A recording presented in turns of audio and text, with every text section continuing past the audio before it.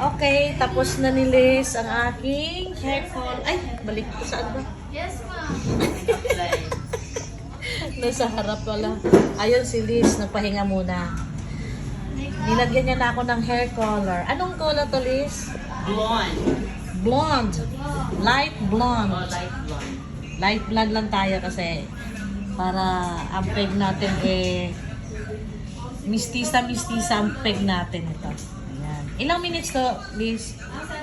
30 to 45. Depende sa texture kasi ng buhok kasi may curl siya. Halos isang oras din pala. Aantukin na naman ako nito.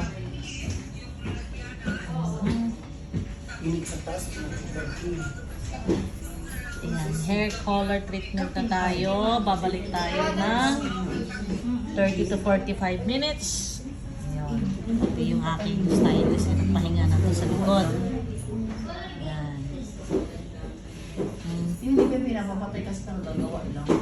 Kanina hindi ko nakukuha ng video habang nilalagay niya. Nakalimutan ko. Yung near cross. Kung kailan tapos, ngayon ko na nakuha na. Okay. Pinapatay mo ng mercy. Bye. See you in next application.